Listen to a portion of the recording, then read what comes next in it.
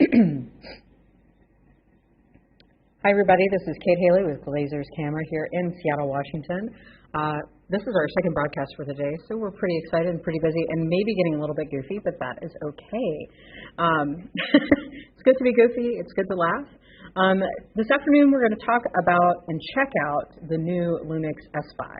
I'll be honest, I've heard a lot of great things about this camera. I haven't gotten to see it yet in person, of course, but that's what we're going to do with Sean here. Sean, do you have one to show us, or are we just going to talk about it?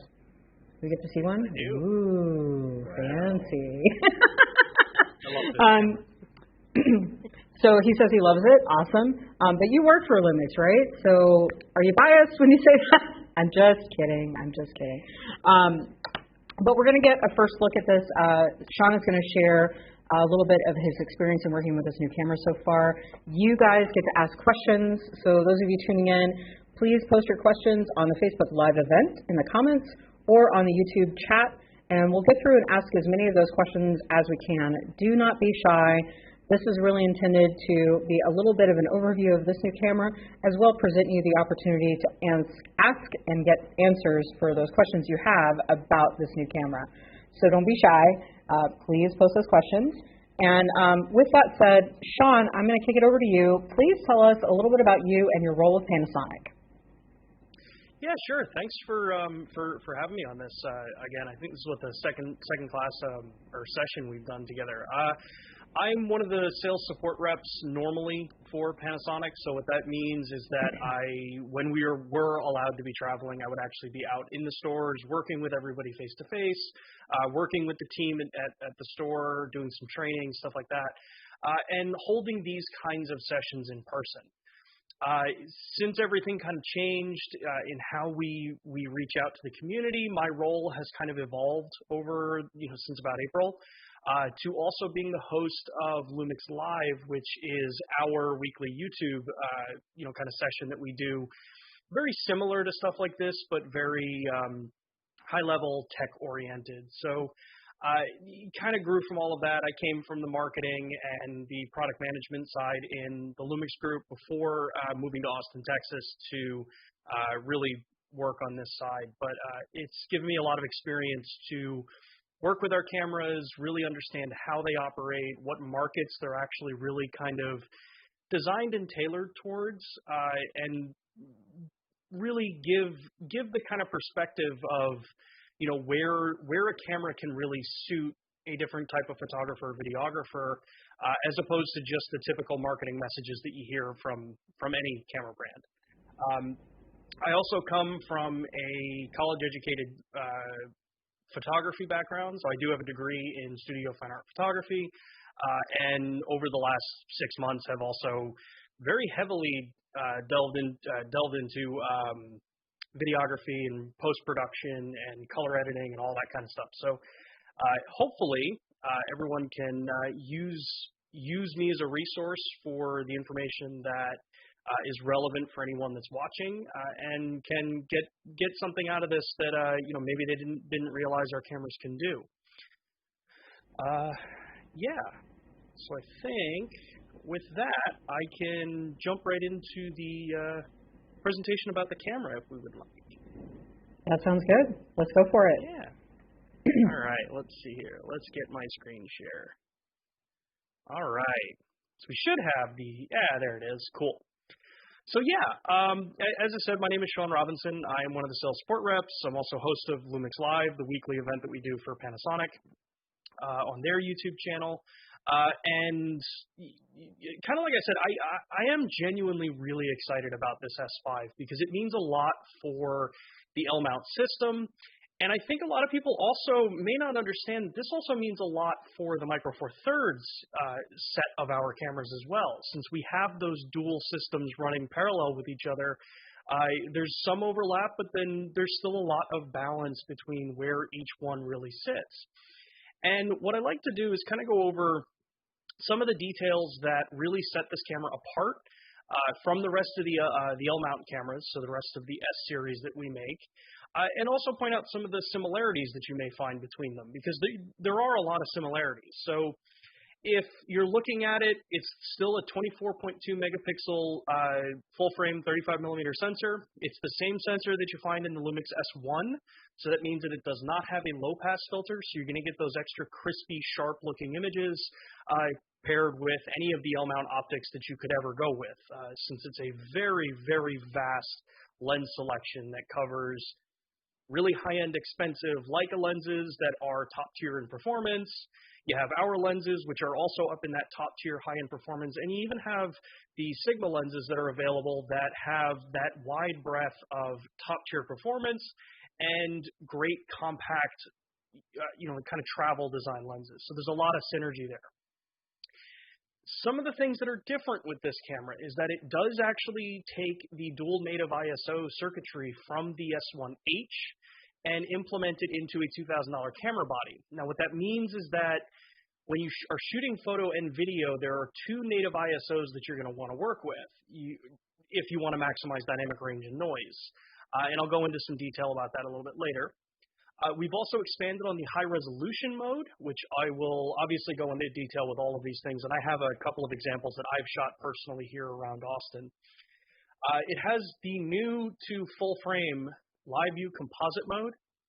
Now, we're not sleeping on what the rest of the industry does. We know that live view composite is something that has been in the industry for a while, but this is the first in a full frame camera to actually deploy this technology. And I'll go into why that's really important, because the core with the S5 is that it's a content creator's camera. And I know a lot of times we get called out for kind of harping on that content creator idea. But the fact is that a lot of things have changed over the years. A singular content creator needs to be able to go out, create beautiful photos, but then also create beautiful video. And you need a tool that can do that reliably for both of them without any kind of limitation being imposed on you by the equipment. So these are all kind of things that are added into it. As you'd expect from Panasonic, we've got 4K 60p in there. The difference here is that you can do 420 10-bit internally on this camera. It has 422 10-bit up to 4K 30p in all of the recording modes, so you're getting that 10-bit goodness that you'd expect from a Panasonic LUMIX camera. You have like I said, the 10-bit.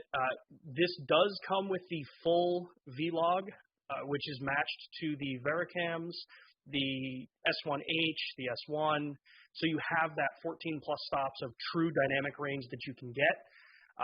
The kind of side things that a lot of people were kind of shocked about that this camera has is that it is also suited very well for anamorphic shooting. Now that anamorphic shooting is becoming more consumer oriented, or as I like to put it, our innovation in the pro video space has really democratized a lot of the styles of videography that would have been not really attainable by the existing camera specs out there. So you have anamorphic shooting in this with all the goodness that comes with it. We've tailored the slow, quick video functionality in this camera, so those that like to shoot high-speed filming, but then also want to be able to, in the same mode, jump in and create time-lapse or hyperlapse videos. We have a dedicated mode dial for this. It is HDR compatible because of that V-Log, but then also because of our hybrid log gamma color profiles. All of this in a body that you're still getting a microphone, headphone input, still compatible with the XLR1, so for dual XLR audio, same as you have in the S1, S1R, S1H, and the GH series of cameras. But we've also made a lot of changes under the hood. So there's a totally re-energized focusing system in this camera that now adds head tracking to this, to the DFD system that we've had. And for photography, it is a night and day difference. For videography, it's a huge bump up within the Panasonic LUMIX lineup to where this can be used in much more applications than you may have been comfortable with using before with the previous generation of this firmware. And I've got some cool updates at the end of this presentation to mention about that. Even though we sized this body down, we still have 6.5 stops of dual image stabilization when you're using the optically stabilized LUMIX lenses. It's 5-axis in body.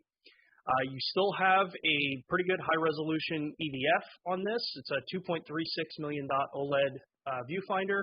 Those that come from the Micro Four Thirds world that were GX8 lovers, you may actually find this incredibly similar as far as resolution goes to what you were really wanting us to put in other cameras from the GX8. But the actual optical glass in there is very different, so it's a joy to use.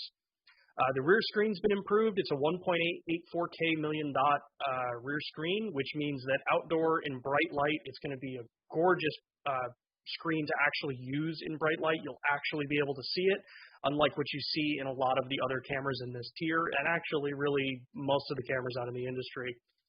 You still have dual SD card slots that are matched for the proper data rates that this camera can produce. It's still dust and splash resistant. You have USB power and supply over USB-C, so that means with a simple USB-C phone charging battery brick that has a high enough milliamp hour, you can actually power and charge the camera off it. And as expected, it's Panasonic. We have Wi-Fi and Bluetooth built into these, like we've got in the vast majority of our cameras. So like we said, it's a hybrid full-frame mirrorless camera, and it really is that kind of emphasis on hybrid. You have all of the things that I just covered in here that really balance this out as a true content creator's tool, where you can rely on anything that we put in this camera to just work as advertised. You're not going to get caught in the middle of shooting and then all of a sudden the camera just shuts off on you. It is, when we say it can do something, it does it. When you look at the S lineup, this is, I think, where a lot of people have a lot of questions, because there's a lot that the S5 can do that some of the other cameras can't. And the way that we look at it is that, you know, the S5 is kind of a, you know, kind of offspring of the S1H and the things that we learned through that camera's development, and also an evolution of the GH series of cameras for those that want to get into full frame, but don't necessarily want to jump up to an S1H to get the same level of features that you have in the GH5. So our kind of basic layout that we look at for these cameras is cinematic performance is the S1H, ultimate resolution for landscape photographers, studio portrait photographers would be the S1R. The S1 has from day one always been billed as that kind of ultimate hybrid camera. So you need really good video, you need really good stills, you have a robust professional body that has all the bells and whistles that the higher-end pro cameras have. And then now we've slotted in this S5 as that aspiring content creator, the aspiring professional. And that, I think, puts some people off. The aspiring professional doesn't mean that you're compromising on features. It means that what's important to you may be not important to somebody else. Size was one of the big things that a lot of people asked about on the S-Series. They wanted a smaller camera that could do a lot of this modern video and stills capabilities, and we deliver that with the S5. And when I talk about size, I mean literally this camera is sized down massively. This is the direct comparison to our GH5. When you see in person, this camera is slightly smaller in every dimension than a GH5. It's really kind of a feat of what our engineers did to be able to pack this much technology into this camera while still maintaining a small size. Like I said, it's powered by that 24 megapixel low pass, less filtered sensor. So same one that's in the S1, you're going to get crazy good high ISO performance out of it. For those astro shooters like myself, this camera is just a joy to use. And it's all powered by our Venus engine that we've been using for a while now, and revised every iteration of our new cameras. So faster readouts, faster processing capabilities in these cameras.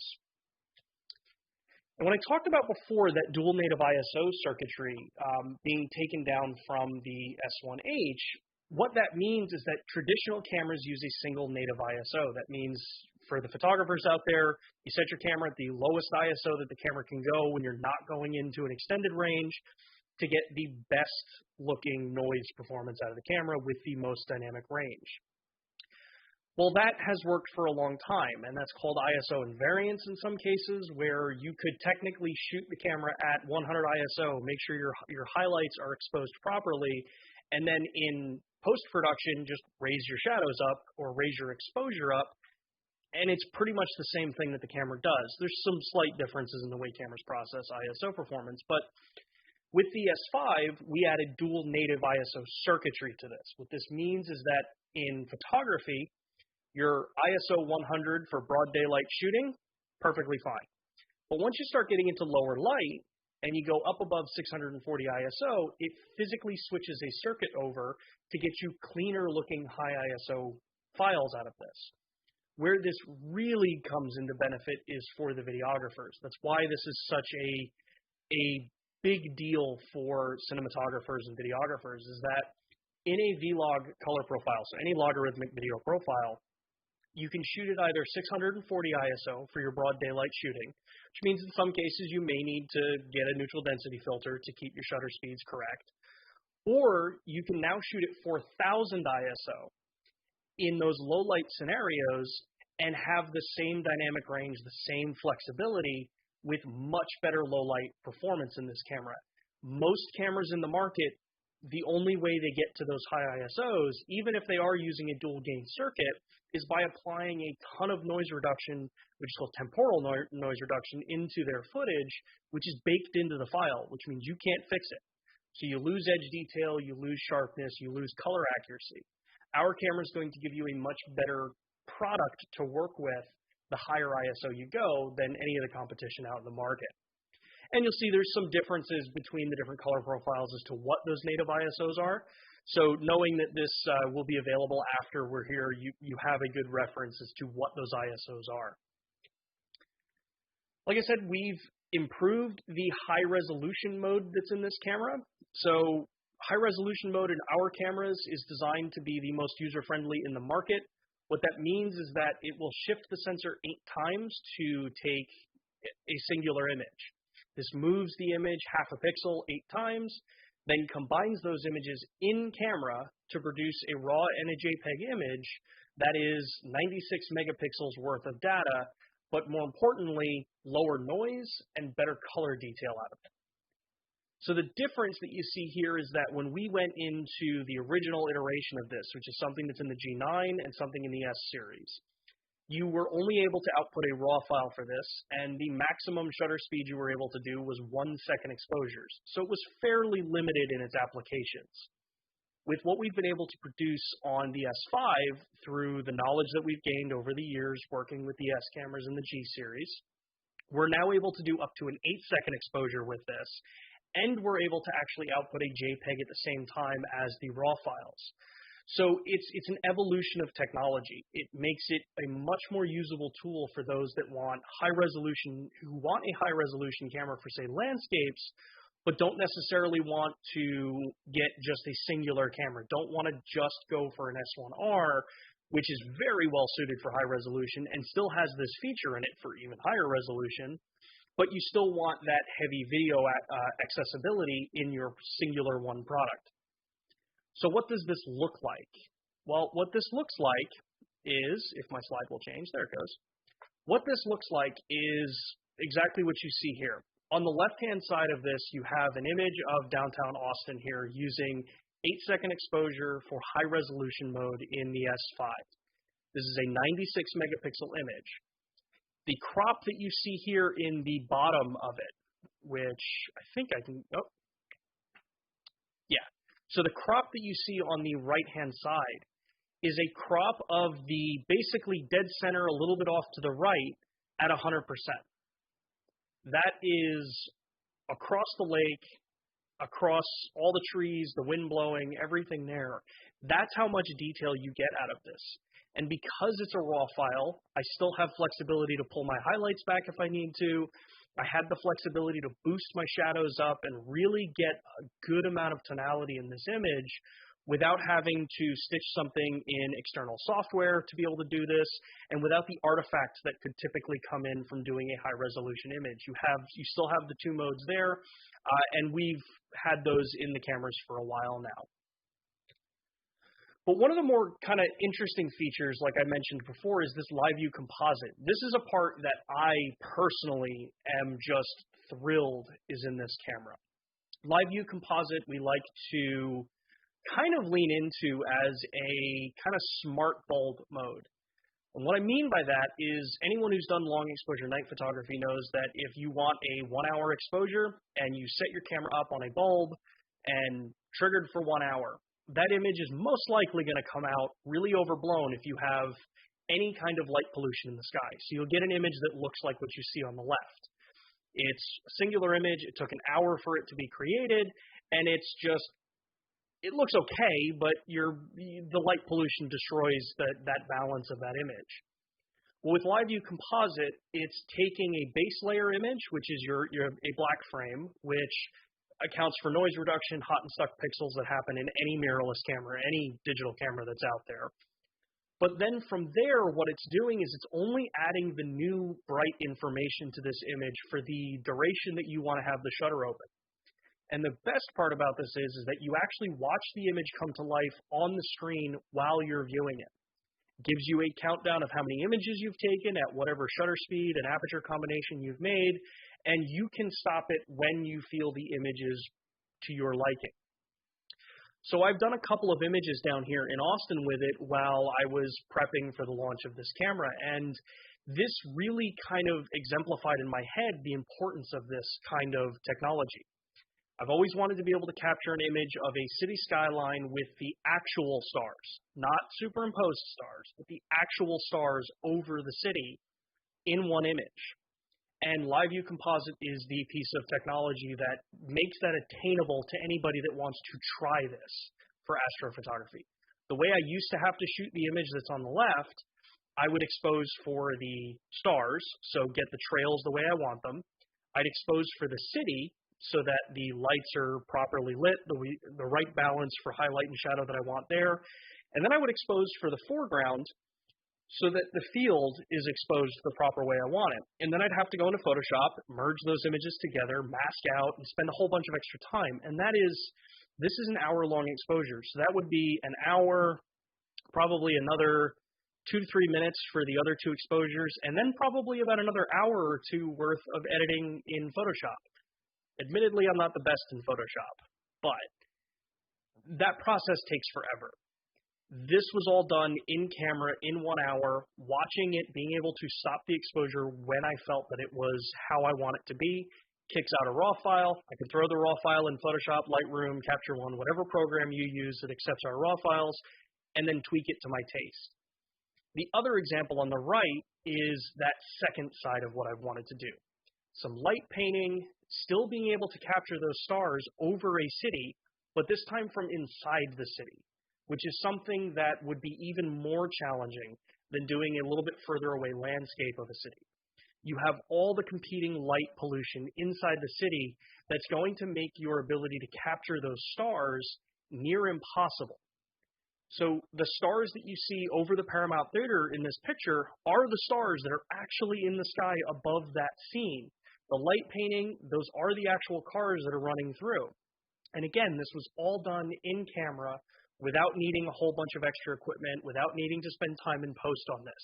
Took the raw file, pulled the highlights a little bit down because I didn't get my first exposure just right, so I could still read the marquee.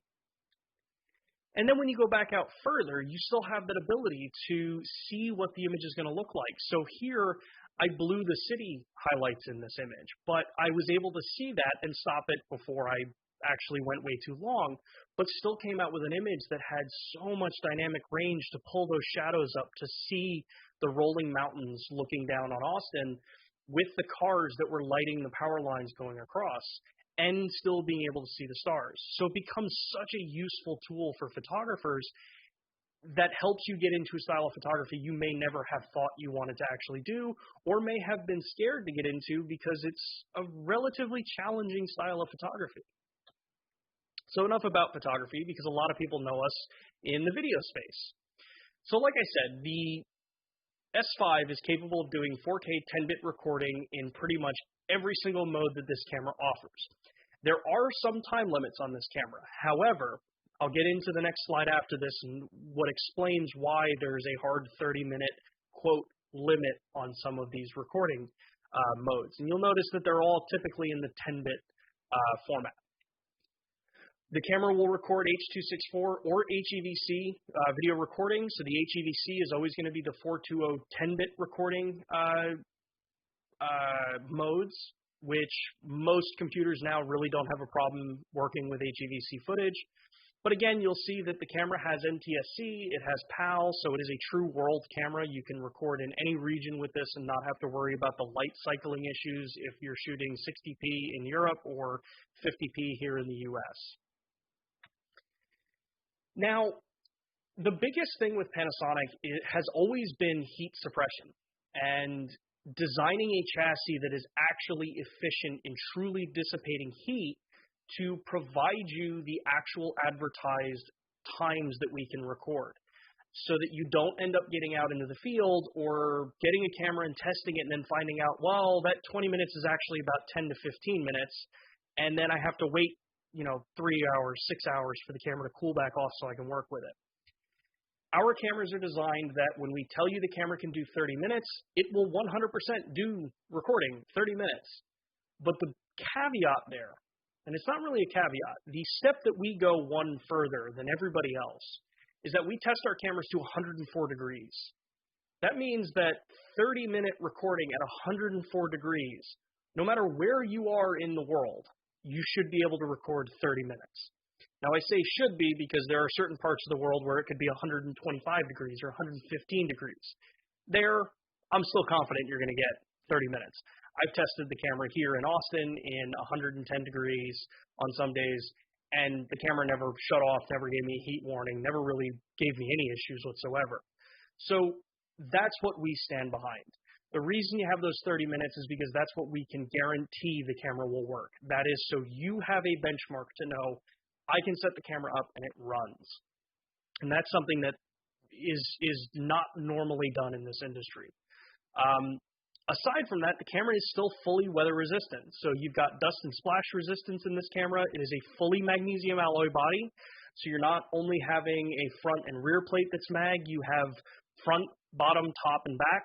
Everything is magnesium alloy in this. It's a stainless steel mount, which is based through the L-mount alliance. So you've got probably one of the most robust cameras that you could possibly have in the industry, all in a small, compact form factor. Like I said, the camera has V-Log and V-Gamut, which is the higher-end spec video logarithmic profile. This is the profile that is really going to get you the most out of this camera. And as you can see, when we look at how this camera performs, that means that if your exposure is set properly, you're going to get roughly 6 stops over middle gray, roughly 8 stops down below middle gray. And I say roughly because everyone's tolerance for noise is slightly different than everyone else's. But it means that you're getting a camera that is very close, well, actually matching to the image quality you get out of an S1H, which is our Netflix Post Technology Alliance certified camera. So when you look at benchmarks for quality, they are the benchmark for quality. If they say a camera's good from a quality perspective, that's what you want to shoot for. So image quality-wise, you're on par with an S1H. Difference is some of those features, some of those record modes that may be important to some, maybe not as important to others. And then, as I said, the camera also does anamorphic. So you have 4-perf anamorphic, which is also known as Academy anamorphic. So it's out of the Super 35 region. It records a true 4:3 aspect ratio. And you can throw anamorphic lenses on this that are 2x, and really be able to capture that true cinemascope look without having to go into post and just crop the top and bottom out and kind of fake the anamorphic look or the cinematic look. This has been the standard for this, and the actual capture region in the S series and even in the GH series rivals that you're seeing from production cameras like ARRI. So you're getting a truly professional product in a consumer's priced camera, or a more relatively affordable camera. Just because we have that anamorphic also means that you have the anamorphic tools in this camera. So you have D-squeeze internally. So you record that 4:3 ratio, the camera can D-squeeze it so you can view it, so that when you put it in your software, you know what your D-squeezed look is going to come out as. It means also that the stabilization is also properly calibrated for it. So you can tell it, I'm using a 2x lens on this, and have the proper amount of stabilization for a 2x anamorphic lens. Excuse me. And we can always go much deeper into the anamorphic modes, things like that, but that's a very specific high-end video course, which I'm always happy to educate people on. And like we said, we totally redid the slow and quick, so the high-speed filming and time-lapse motion, though you still have standard time-lapse capabilities that's available in every single Panasonic LUMIX camera. You can now just turn the dial to S and Q and scroll through what output frame rate you want, and then what overcrank or undercrank frame rate you want to be recording in. So you can get up to 60 times speed if you're in 60 frames per second as an output and you want to record one frame. Or you can do a 7.5 times slow motion up to 180 degrees in an output of 1080 24p. So crazy good slow motion, crazy good hyperlapse style video. Like I said, we've massively improved the autofocusing system as well. Now, this is not just for videography. This is a huge, huge improvement for photographers. While the S5 is not necessarily one of the faster spec cameras for burst rate when it comes to sports photography, because it's around 5 frames per second with continuous focus, 7 frames per second without, you have an actually really solid focusing system here. So traditional users that have worked with the Panasonic cameras before may have seen the slight wobbling in the background. It's near non-existent in this camera now. We've made that big of an improvement on this for still shooters. And the subject and tracking algorithms are also improved because now we've added the ability to track faces. Faces can be much, much smaller in the frame and still be recognized. So that means that a face can be detected from further away. You don't have to wait for the person to get up much closer for the box to come up on the face. And those work for both photo and video. The head recognition is one of the bigger things. So when your subject moves away from camera and turns their face away, you have still the recognition that knows what the head looks like so that the focus remains. It doesn't lose the face and say, oh, hey, where am I supposed to go now?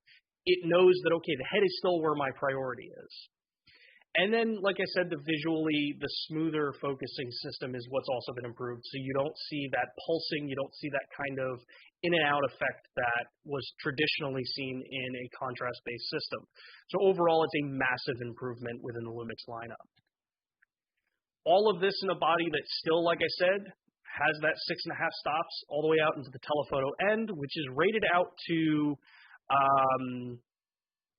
I just have to look at the thing, which is rated out to 200 millimeter when the 70 to 200 millimeter is used. So when you're using that lens, which has dual IS compatibility, you're getting 6.5 stops out at 200 millimeter. When you're using any optic that's thrown on it, whether it has stabilization or not, you'll always have at least 5 stops of stabilization for the actual in-body stabilization as well. And you have the full suite of boost IS, electronic stabilization if you want to use it, anamorphic stabilization, and lenses that don't have any electronic contact information, you can program in the field of view for those lenses so that the stabilizer corrects properly for them. Like I said, it's a 2.36 million dot viewfinder. It has the very similar resolution to what you may have seen in the GX8 that we had prior, which was a massively highly regarded viewfinder when it came out, and it's still up to this day. But the actual optics are upgraded, the refresh rate's upgraded in it, and the color sensitivity and brightness of it are massively upgraded compared to the previous times you've seen a similar resolution in an OLED finder. The rear screen, for those that have looked at our G95, our G100, it's very similar in those respects that it is a much, much brighter screen than you've seen before, so outdoor viewing is going to be a breeze with this, and it's fully articulating. So again, those that needed a fully articulating screen and wanted to go full frame, you've got an option now. Those that wanted to go full frame but wanted to have the more robust build of the full-size S1 series, you have that as well in the series. You also have dual SD card slots, and like I said, they're matched for the performance of the camera. Now, when I say matched, a lot of people would say, oh, well, it should be dual UHS-2 cards. But the fact is, the camera doesn't need UHS-2 cards. Unlike the S1, the S1R, the S1H, where speed was a big priority for, especially in the S1R with the high-resolution files, the UHS-2 in slot 1, UHS-1 in slot 2 means that you can actually get more run-of-the-mill everyday cards that can run into this camera, and you're still able to do backup, relay, and allocation recording without having to worry about any kind of limit in the memory cards that you use on these cameras. The next thing, like I said, we've got high-speed wireless connectivity. So right into your phone with the LUMIX Sync app, you can direct transfer raw JPEG depending on what your feel is for it. If you want to actually send over the files and work on them in something like Lightroom Mobile, you're more than capable of doing that with this camera. And the LUMIX Sync app also still gives you that full control suite on working with the camera in the field. So have the camera set up, especially for things like what I do with the astrophotography, set the camera up, have it connected to my phone, and I'm able to actually work with the camera and not have to stand right beside it the entire time to make changes. I can change it on my phone, and the camera just runs and it does what I tell it to do. The camera is also compatible with the LUMIX Tether software. So the traditional LUMIX Tether software, for those that want to do some more studio-style shooting, you can have full control over the camera on your computer, ISO, white balance, exposure modes, everything that you would normally expect to control. And it's also compatible with the current iteration of the LUMIX Tether for Streaming Beta, which allows you to output a clean video for things like OBS or some of those other softwares, which can take a video signal from a screen capture.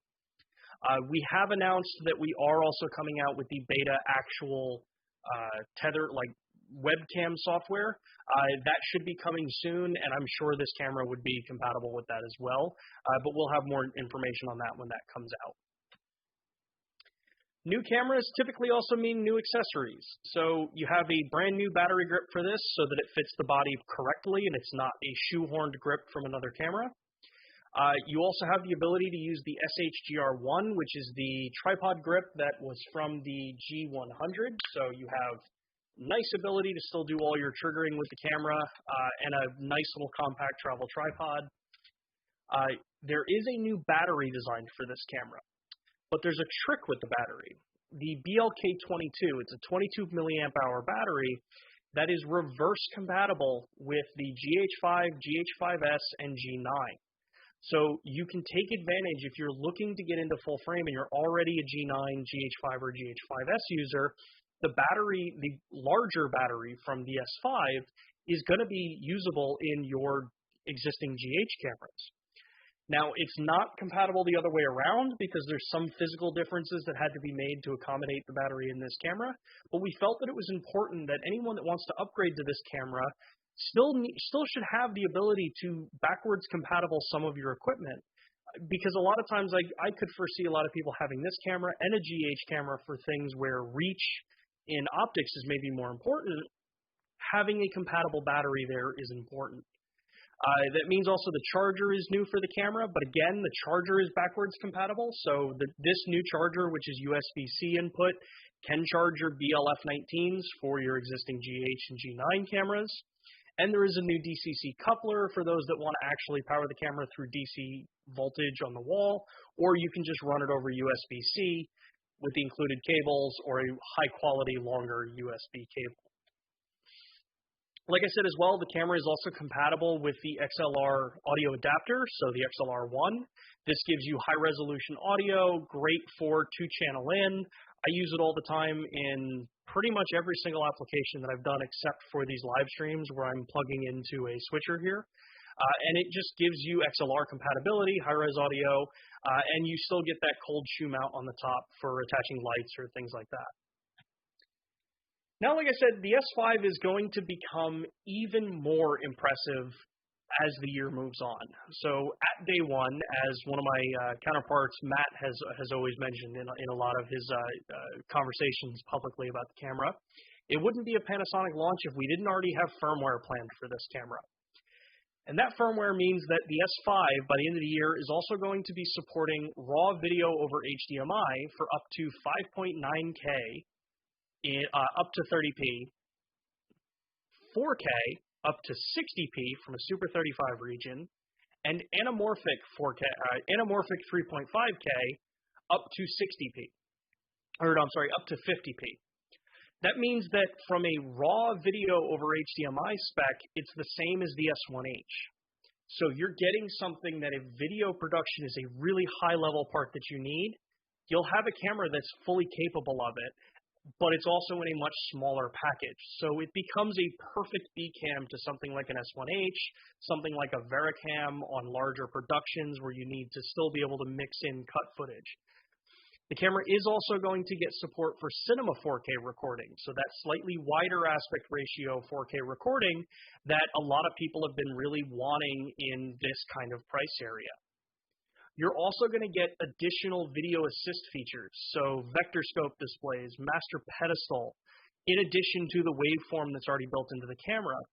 But what Matt and I love about this is that you're also going to get shutter angle. So shutter speed, shutter angle, they basically mean the same thing, except for those of us that like to change around frame rates a lot, shutter angle means that I can just set it to 180 degrees, change my frame rates, whatever I want, and always know that my shutter speed is at the proper speed that it should be at for that recording. There's also going to be new photo styles that come out for the camera, L Monochrome S and L Classic Neo. So for those JPEG shooters that like to get it right in camera, you'll have more flexibility and more color palettes to work with for this.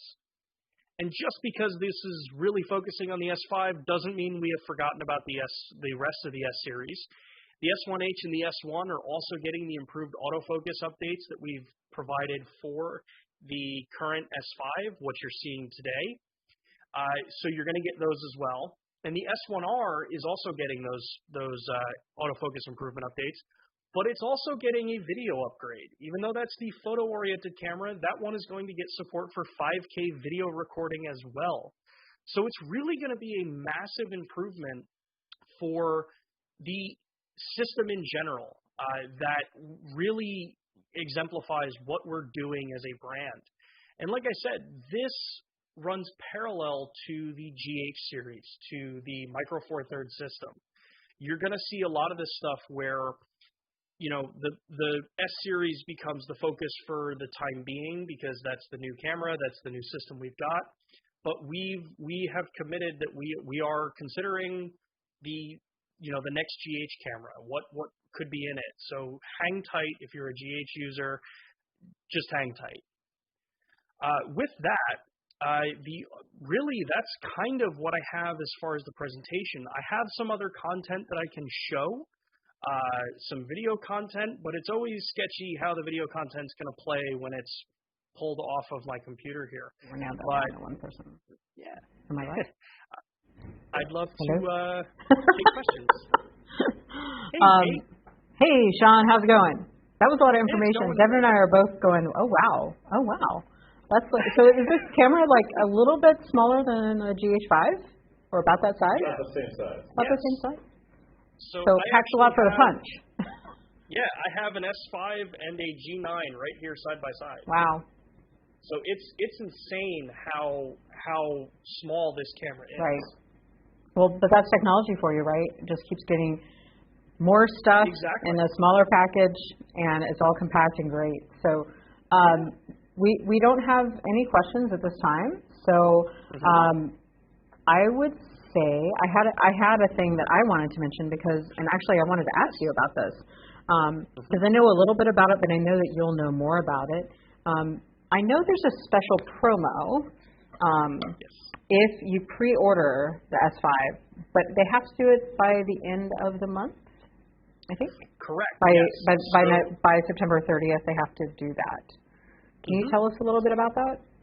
Yeah, sure. So as a pre-order promotion for this, and as a way to kind of really emphasize the L-mount alliance, so the fact that you have 3 manufacturers working on the same mount for compatibility, anyone that pre-orders the S5 is able to register the camera after you've purchased it for the same way you'd register for the extended warranty, and you're eligible to get the Sigma 45mm 2.8 contemporary lens for free.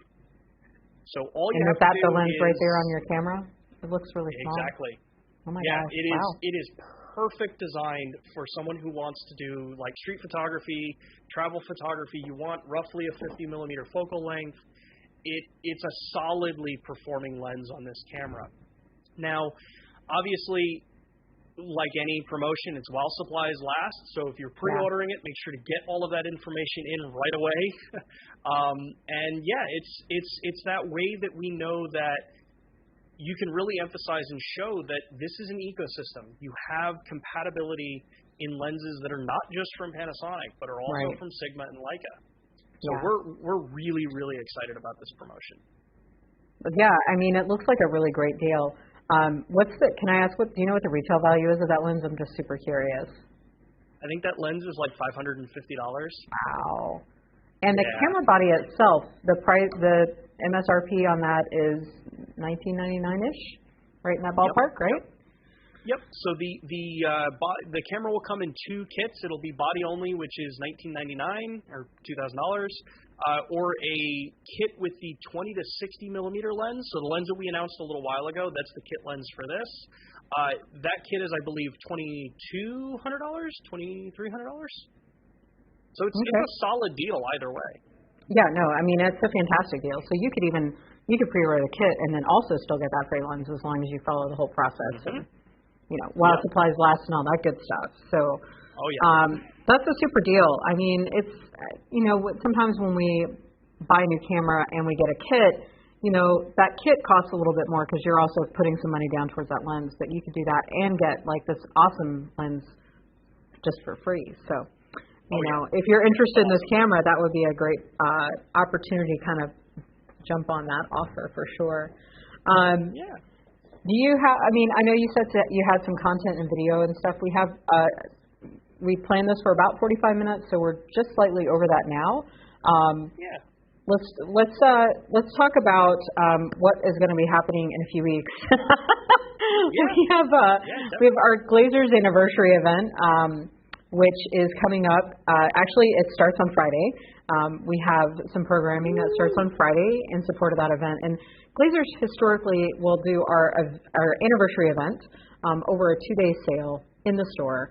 And since we're still battling this really yucky virus out there, we are now shifting to doing really a 6-week extended sale and program.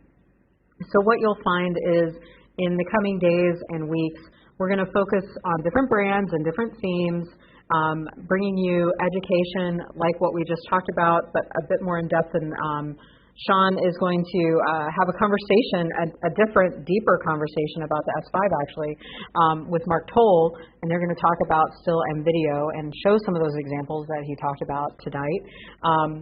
And there's just a ton of programming. We have over 30 sessions that are planned starting on Friday, going into mid-October. And every few days, if you're registered, you're going to get emails with promotions that tie into this. So Glazer's is celebrating 85 years in business as an independent camera owner or camera store in the Pacific Northwest. Not me, I don't own it. I just work here. I just make these events happen. Devin over here makes the tech happen, and we collaborate, and it's pretty awesome.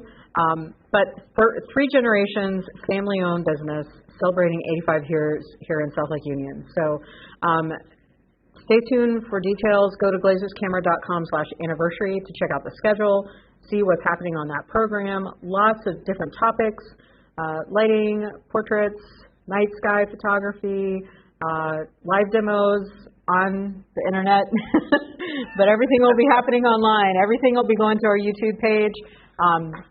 So it's going to be a lot of fun. So check that out.